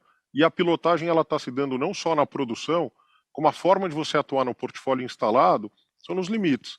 Então, o que a gente tem feito de forma bastante ativa é atuado nos limites daqueles clientes que estão claramente dando sinais de que deterioraram e que pioraram a sua qualidade. Então, você atua no portfólio instalado, põe uma estrutura de cobrança mais forte, depende do canal, você tem uma eficiência na cobrança maior. Por outro lado, a gente tem feito reduções de limites de forma importante em vários segmentos, sobretudo os de mais baixa renda, onde a gente tem sentido um desvio da inadimplência. Então, não é que eu estou olhando para frente achando que pode piorar, já piorou, e os números do banco já refletem isso, mas tem um equilíbrio de risco-retorno e o tamanho de carteira e o efeito portfólio, pelo fato de ter muito cliente do Uniclass, muito cliente do Personalité, que o portfólio é saudável como um todo. Mas, se você olha a rentabilidade do varejo, eu já linko com a sua própria pergunta do atacado, ela está passando por esse efeito. Quer dizer, tem o efeito das carteiras, mas também tem um efeito de normalização gradual da inadimplência. É por isso que a rentabilidade, e cartões é muito relevante, é 1/3 da carteira de pessoa física, ele acaba puxando a rentabilidade para baixo. Enfim, então você consegue gerar lucro, você trabalha com rentabilidades, dependendo do produto, que podem ou não criar valor, você olha a relação cliente como um todo e o cross-sell que essa relação gera, não dá para olhar o produto isoladamente, e você atua no portfólio. Quer dizer, então essa tem sido a nossa dinâmica, por isso que eu falo de cautela, e eu acho que as nossas práticas, quando eu falo do terceiro tri para cá, tem sido super na linha dessa cautela, de ajustar a produção onde tem que ajustar. É evidente que onde a gente está crescendo é porque a gente tem conforto, né? Não fosse isso, a gente não cresceria e falaria de cautela. A cautela é com o cenário prospectivo e com os cortes que a gente tem feito na produção marginal. Enfim, essa acho que é a principal mensagem. Sobre o retorno do banco de atacado que você perguntou, e não é o banco de atacado, né? É todo o negócio de atacado. Então, o que tem aqui dentro não é só o Itaú BBA, a gente tem toda a WMS aqui dentro também. Então, a asset, todo o resultado gerado no nosso negócio de wealth está aqui dentro do retorno. A gente está tendo assim os melhores anos do banco de atacado, agora Itaú BBA, isoladamente, uma receita muito forte, né, vindo de todas as linhas de negócios, vindo do crédito, vindo de banco de investimento, renda fixa, renda variável um pouco mais fraco esse ano, você sabe bem, mas parte de M&A também tendo bons resultados, carteira comercial performando bem, todos os nichos onde a gente está atuando performando muito bem, todo o cross-sell com produtos de câmbio, derivativos, passivos, captações, resultados realmente extraordinários. E acho que o ponto central é que a gente está vendo no mundo do atacado um nível de PDD muito abaixo do que a gente costumava ver historicamente. Então, o custo do crédito do atacado está nos menores patamares da história. Então, a nossa visão é que em algum momento também haverá alguma normalização gradual. Isso vai acontecer no tempo. Eu não acho que vai voltar a ser o que foi, o que a gente observou nas crises. Enfim, a gente não está antevendo isso, mas também acho que a gente está num nível hoje muito, muito baixo, né? Isso vale para todo mundo que opera nesse mercado. Evidente que a gente tem feito, e no nosso caso específico, muito importante. O negócio de PJ, a gente fez uma mudança importante no mix, indo para os melhores ratings ao longo do tempo, gestão muito ativa de portfólio. Isso já foi implementado há alguns anos no Itaú BBA, acho que desde o início lá de 2015 e 2016, aquela grande crise, teve uma mudança, uma revolução na forma de gerir o portfólio, e a gente está colhendo os resultados agora, uma carteira muito saudável, com ótimos ratings, com nível de resultado muito forte, né, em todas as linhas daquilo que você consegue gerar com os seus clientes, e ao mesmo tempo o nível de PDD, inadimplência e custo do crédito muito baixo. Então eu acho que a gente está no momento, assim, eu diria, o timing é perfeito para tirar uma foto da rentabilidade. Não acho que essa rentabilidade vai ficar em 30 e poucos por muito tempo, enfim, mas o atacado com a WMS vai rodar com nível de rentabilidade bastante forte. Obrigado, Milton. Obrigado, Dom. E já temos aqui na tela o Henrique Navarro, do Santander. Tudo bom, Henrique? Bom dia. Obrigado pela participação. Bom dia. Obrigado pela oportunidade de fazer perguntas, parabéns aí pelo resultado. Minha pergunta é sobre adquirência. A rede colocou um resultado muito forte. Eu lembro que, uns 3 anos atrás, até dentro do Itaú, comentava-se que, eventualmente, no futuro, a adquirência ia virar um centro de custo. Na verdade, é um centro de custo bem rentável, porque os resultados foram muito bons. Minha pergunta é, mudou a dinâmica de adquirência? Por acaso é alguma coisa, é alguma questão, né? A gente viu, por exemplo, a Cielo também colocando um resultado muito bom. Seria alguma questão conjuntural onde adquirentes ligados a grandes bancos brasileiros estão tendo alguma vantagem competitiva, talvez pelo cenário de Selic alta, comparado com os novos entrantes? Ou seja, se vocês pudessem dar um pouco mais de cor da qualidade desse resultado da rede, como é que a gente deve olhar isso para frente, eu agradeceria. Obrigado. Tá ótimo, Henrique. Obrigado mais uma vez aí pela pergunta. Bom te ver aqui no nosso call. Olha, o negócio da rede, e de quem já sentou nessa cadeira há algum tempo no passado, quando você olha uma série longa, eu, por curiosidade, estava olhando essa série longa esses dias, né? A rede, no passado, a gente chegou a gerar 3 bi de lucro anual, tá? É mais ou menos essa ordem de grandeza. Quando você olha o que aconteceu de lá para cá, o mercado mudou muito, né? Então, primeiro, muito mais competitivo, os preços caíram de forma muito material, os MDRs caíram de forma muito material e os take rates caíram de forma muito material, né? Então teve uma mudança enorme no ambiente competitivo, enfim, as coisas mudaram bastante no mundo de adquirência. O mercado no passado era um mercado em que, quando você olhava, ele tinha uma relevância muito grande o canal externo, né, o que não era o canal bancário. E hoje a gente vê que o cliente, de fato, ele quer uma oferta muito mais integrada, né? Ele quer falar de recebíveis e de pagamentos, né? Ele não quer falar exclusivamente só do MDR da maquininha, embora ainda exista essa dinâmica e discussão. Ele quer atendimento de qualidade, ele quer preço, porque a gente sabe que o MDR tem um impacto importante, né, no custo dos varejistas, enfim, das empresas que aceitam cartões. Então o mercado mudou muito, né? O que a gente fez aqui? Enfim, primeiro uma estratégia aqui de focar nos segmentos mais rentáveis. Então, no passado, e eu me lembro dessa discussão, tinha uma briga muito grande entre market share, que market share era sinônimo de resultado. E nunca foi, porque 2/3 do market share no negócio de adquirência vem dos grandes clientes, onde você tem preços muito apertados e margens de contribuição negativa muitas vezes. O que nós fizemos na nossa estratégia? A gente abriu mão de margem de contribuição negativa, né? Isso só acontece, e são raras as exceções, quando a relação com o cliente como um todo tem sentido. Então a gente olha agora o cliente muito mais numa visão integrada do que a gente olhava no passado, né? Era quase como tem um negócio de adquirência e tem um banco. Não, o cliente é o mesmo. Então o olhar tem que ser transversal. Não há uma decisão tomada na rede que não há uma consulta e uma gestão ativa de um gerente do banco, seja no segmento empresa, seja no segmento atacado. Então a integração é total nesse segmento. O segundo elemento é que quando você compara o resultado da rede, tenta olhar, aqui olhando por top line você vai capturar menos, mas olhando por bottom line, a gente no nosso modelo interno gerencial, a gente tira o capital de giro da companhia e a gente aloca na corporação. Os adquirentes que são independentes, eles têm a favor um capital de giro importante, é o patrimônio dessas empresas, que custa zero no final do dia, né, do ponto de vista financeiro ali no P&L, e você tem todo o benefício do aumento de taxa de juros. Portanto, o teu custo de funding também é menor na medida em que esse capital não paga juros para o acionista, né? Ele paga dividendos, ele tem outro tipo de medida de rentabilidade. Na rede a gente isola esse efeito. Então o custo marginal da rede é o custo de oportunidade do funding. Ela não se beneficia de um custo de funding menor para fazer produtos financeiros em antecipação. O que a gente vem fazendo é focando nos ramos mais rentáveis e a gente tem ganho share. A gente perde um pouco de share no todo by design, numa série, tá? Embora no trimestre a gente consiga defender market share no todo, a gente abriu mão em alguns trimestres aí de market share porque é a margem de contribuição negativa. E a gente tem conseguido penetrar de forma muito importante nos produtos financeiros, tá? Sejam antecipações avulsas ou o próprio Flex, que aí é regime comercial, fica no MDR. Tá? O que você olha na receita de serviços e seguros é o resultado aqui do MDR, tá? O aluguel está aqui, o MDR está aqui, o Flex, a antecipação avulso RAV, né? A gente deixa na margem financeira com clientes porque ele é quase como se fosse um produto de crédito. O custo de funding também fica na margem financeira com clientes, não fica aqui. Então, o que eu vejo é a taxa de juros machucou bastante todos os adquirentes, pelo descasamento, estarem muito ativos na antecipação e pré-fixados, com o funding pós-fixado. Então, isso gerou impacto em vários dos adquirentes. Tem alguma normalização na medida que você vai reprecificando os seus passivos e vai reprecificando os seus ativos também, sejam as antecipações ou o próprio regime comercial.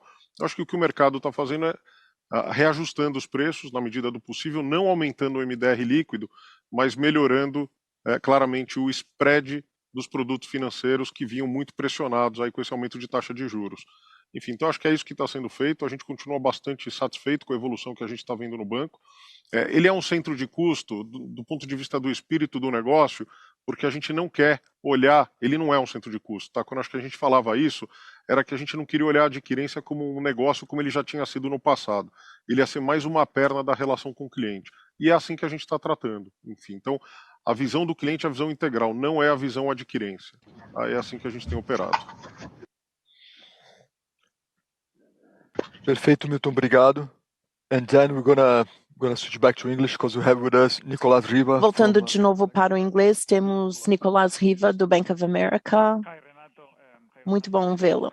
Olá, Renato. Olá, Milton. Obrigado por receber as minhas perguntas. Eu tenho um follow-up na pergunta anterior de títulos perpétuos, de bonds perpetuals.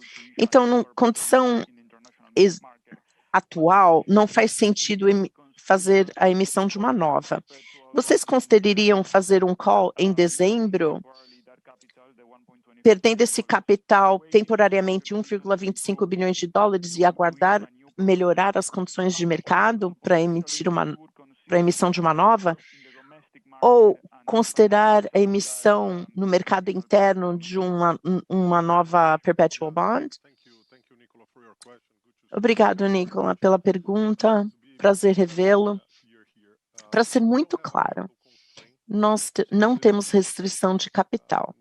Portanto, a discussão sobre capital não é relevante nesse caso. Ainda temos espaço, ainda temos o banco consumindo 1,25, estamos dentro do limite regulatório.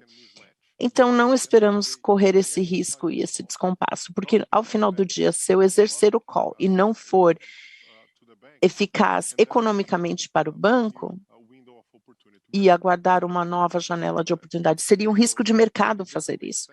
E não faz sentido do ponto de vista econômico exercer o call se o reset vai te dar uma nova emissão, 250 pontos base, dividido no que nós temos hoje. Iremos tomar a decisão quando for possível, levando em consideração se, baseado no ponto de vista econômico, devemos exercer o call, então é o nosso dever fiduciário. Nós iremos exercer o call. E se não for necessário, devido à perspectiva econômica, nós não exerceremos o call. Então, devido ao nível de mercado atual que estamos vendo, e se tivéssemos que tomar essa decisão hoje, nós não exerceríamos o call. Acho que essa é a melhor forma de responder a sua pergunta. Sobre o mercado local, nós estamos ativos, temos dívida no mercado interno, e quando eu digo que tem um spread grande, não é só no mercado internacional, porque podemos ter acesso a bolsas locais, condições decentes, mas fazemos o mesmo cálculo. Se esse novo passivo local, ele é melhor do que o perpétuo, então nós vamos exercer o call e emitir localmente. Nós não temos preferência entre o onshore e offshore. A nossa preferência é tomar a decisão econômica mais relevante. Levamos outros aspectos em consideração, mas esse é o elemento-chave. Então, olharemos no mercado interno também, como sempre, mas não é tão profundo como a gente vê no mercado externo, para esse tipo de coisa. Mas também olhamos no mercado interno, sim.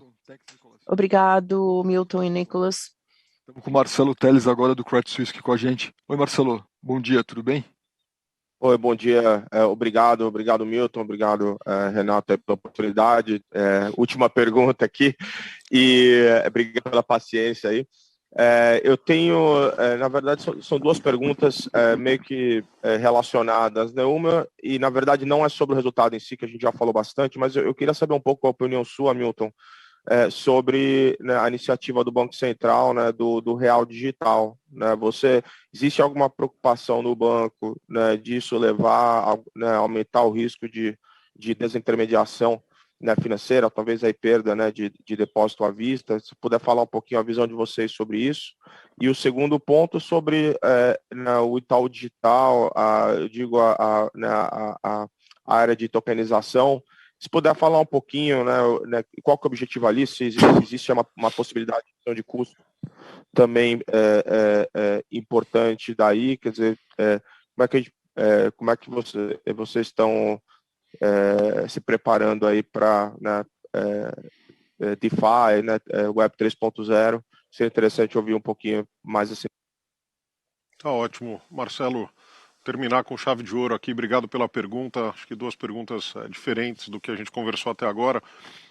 Primeiro sobre o CBDC, a gente tem acompanhado obviamente de perto, o Banco Central tem tido conversas com o mercado, tem sinalizado um pouco, enfim, quais são os grandes objetivos. Ainda é muito cedo para falar, mas na nossa leitura não existe, quer dizer, não é a cabeça do regulador gerar um risco sistêmico, quer dizer, no fundo o que ele não quer é virar ele o captador dos depósitos e desintermediar os bancos. Isso não faz nenhum sentido porque você traz um risco sistêmico gigantesco. Então não é essa agenda, é uma agenda muito mais de testar novas tecnologias, de entender que movimento isso vai ter, inclusive para o dinheiro físico, embora o PIX tenha tido um impacto muito importante na redução de dinheiro físico também. Enfim, então a gente pergunta muito assim, que problema a gente quer resolver e qual é a solução para isso. Então acho que ainda está numa etapa muito embrionária, embora discuta se um piloto aqui vai ter ou não vai ter, mas acho que em nenhum momento passou pela cabeça do regulador, e a gente sempre ouviu isso muito claro, de que o objetivo era desintermediar os bancos. Então esse não é um risco, não é uma preocupação, mas a gente tem que acompanhar e entender mesmo, quer dizer, de que forma ele vai ser feito, como é que ele vai ser operado, qual vai ser o papel dos bancos, vai ter colátero ou não vai ter, cada banco vai emitir a sua própria moeda, vai ser uma stablecoin, não vai ser uma stablecoin, enfim, acho que tem muitos elementos ainda em cima da mesa, difícil fazer um assessment muito claro ainda, mas volto a dizer, a gente não vê esse risco sistêmico, quer dizer, pelo menos de tudo que a gente ouviu até agora, tudo que o Banco Central não quer, e é um pouco a própria função do regulador, é gerar risco sistêmico, tá? Então, nisso eu estou bastante confortável. Qual é o tamanho da oportunidade a ser discutido, como é que a gente vai operar a ser discutido. Enfim, então é difícil antecipar agora. A gente criou a área de ativos digitais de fato, já era algo que a gente vinha fazendo de forma fracionada no banco, e a gente achou então importante centralizar isso debaixo de uma única área, com uma pessoa dedicada e responsável. A gente está aberto, então a gente não fecha os olhos para tudo que está acontecendo, a revolução que está acontecendo, seja no mercado de currencies, seja no mercado de stablecoins, seja no mercado de tokenização, e a tecnologia blockchain, no final das contas, que tem muita aplicação além, né, de cripto e tudo isso que a gente tem falado. Enfim, então, a gente está olhando como é que o banco se posiciona no metaverso, a gente já tem feito algumas iniciativas, a gente foi muito forte para o mundo dos gamers, isso também traz oportunidades para a gente entender qual é o papel do banco na Web 3.0, metaverso, etc, etc. Enfim, então, a gente está super aberto, a gente gasta tempo discutindo, a gente gasta tempo entendendo, e a gente já está se movimentando, a gente já faz pilotos aqui de tokens digitais dentro do banco. Eu mesmo participei do piloto recente, comprei um token digital de um crédito para a gente ver exatamente como é que ele funciona, como é que ele liquida, qual que é a experiência do cliente. Então é algo que a gente abraçou. A gente acha que sim vai ter uma agenda importante na tokenização de redução de custos ao longo do tempo, processos muito mais digitais e eficientes, e que você pode ter uma certificação e autenticação digital, e você também melhora e facilita a própria fracionalidade, né? Fracionar os produtos e gerar muito mais liquidez, secundário, pessoas físicas. Você democratiza cada vez mais e faz com que outras pessoas possam comprar um pedaço de um crédito que hoje não tem acesso. Comprar um instrumento como esse através do token a gente consegue. Então, enfim, acho que tem muitas oportunidades, acho que a pergunta é boa, acho que a mensagem central é a gente estar super atento e se mexendo nessas frentes. Obrigado, Milton. Obrigado, Teles. Milton, foi a última pergunta, mas a gente recebeu aqui uma série de perguntas pelo WhatsApp, perguntando sobre o IT, perguntando sobre inadimplência, custos, a questão da Avenue, e por falta de tempo a gente vai responder diretamente às pessoas pelo time de RI, tá? Mas obrigado pelas perguntas, vamos responder todas aqui. E com isso a gente chega então ao fim da sessão de perguntas e respostas, mas antes de ir embora, gostaria de fazer novamente o convite para o Itaú Day 2022, né? Esse evento será no dia 1º de setembro, das 9 da manhã ao meio-dia, daqui de Brasília. E a gente espera contar com a presença de todos vocês, né? Teremos lá, então, os co-presidentes do nosso conselho de administração, o Pedro e o Roberto, e também todos os membros do nosso comitê executivo, né? Esse ano, como o Milton já falou, a ideia é se aprofundar muito no tema que é a base da nossa estratégia, que é a centralidade no cliente, olhando isso por diversos ângulos, né? Então, fica aqui o convite. Eu espero que todo mundo que esteja vendo a gente aqui também seja no dia 1º de setembro. E então, até o Itaú Day. Obrigado, Milton. Obrigado a todos. Obrigado. Se eu puder aqui agradecer a todos aí pela participação. Sempre um prazer poder falar com vocês, dividir. Enfim, então, muito dos tópicos que a gente tem falado aqui é consistência. Isso para a gente é muito importante. Transparência nas nossas divulgações e na qualidade com que a gente abre essa informação para o mercado. As perguntas não ficam sem respostas, a resposta pode não ser satisfatória, mas a resposta é dada sempre que perguntados, e enfim, então agradeço e reforço aqui o convite que o Renato fez para nós, assim, é uma super oportunidade, falar do banco, falar para vocês, contar da nossa história, da nossa trajetória. Obviamente o banco não seria o que não fosse a base de investidores que tem e a confiança depositada esses anos todos. Então para a gente é muito importante dar esse retorno para vocês e dividir com bastante profundidade o que tem sido a nossa agenda, e é uma forma de também dar visibilidade para o comitê executivo, outros executivos, ninguém faz nada aqui sozinho. Já falei, eu acredito no modelo colegiado, coletivo, em que todo mundo trabalha no melhor interesse do cliente, e vocês vão ver bastante disso no Itaú Day. Super obrigado mais uma vez aí pela participação, e nos vemos em reuniões pontuais e no próximo call. Tá bom, gente? Obrigado, um abraço.